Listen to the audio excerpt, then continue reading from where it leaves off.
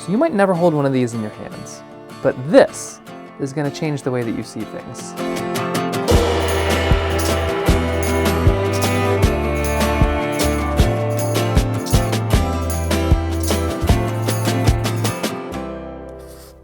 So this right here is a GoPro Max 2. And no, we have the same name, but we're not related.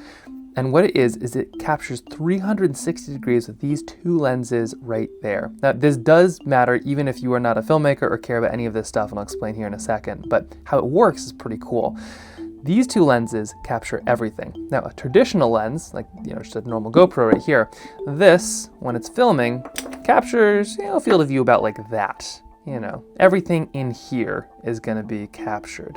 But this GoPro Max, these individual lenses, they capture everything. So right here, this lens is capturing everything on this side, and this right here, this lens captures literally everything. I don't know how they do it, it's technological magic, but what's really cool is then stitches those together and you get one giant sphere of an image. As it kind of squishes those together, anything in between here disappears. So if you have a tripod or something like that, or a selfie stick, it's gonna vanish in the same way that your nose does.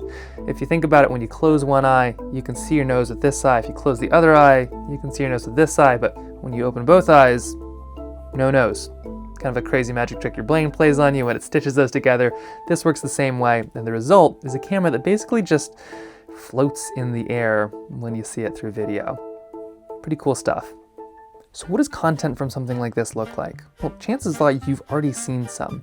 And that's because when these cameras capture everything, and they capture every single angle, every view, you don't miss anything. And then you can go back into that footage and choose where you want the frame to be looking, which is really helpful as somebody who films a lot of stuff and misses a lot of stuff. So what you do is this captures everything, and then on the app or on the phone or your computer editing software, you can kind of tell the camera where you want it to be looking, almost like you're the cameraman after the fact. And it really, really helps not miss the shot.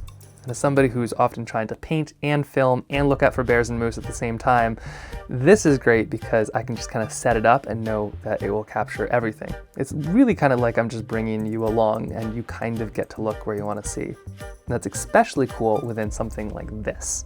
This is a pair of VR goggles or virtual reality. There's also AR, which is augmented reality. And these have two little tiny screens right here for each eye. The technology on these is moving forward in leaps and bounds, but for the most part, it's pretty simple and it's wild to experience for the first time. You put one of these on, you look a little dorky, but you can just see a world. You're kind of immersed in it, you're choosing what to look at, and when you have something like this, it just means that I can capture a little slice of the world in some wild places and some wild conditions, and you can come and kind of experience it in this really unique way. But I think what's so exciting to me about this camera in particular is that it's just gonna bring this community and these places closer together like never before. And I love being able to share all kinds of things like what paint to use and kind of how to do these basic watercolor things, but at its root, the most important art supply you can have is inspiration. It's seeing these places, it's experiencing that, it's all of those feelings that go along with it. And I can't wait to be able to use a tool like this to get a little bit closer to that.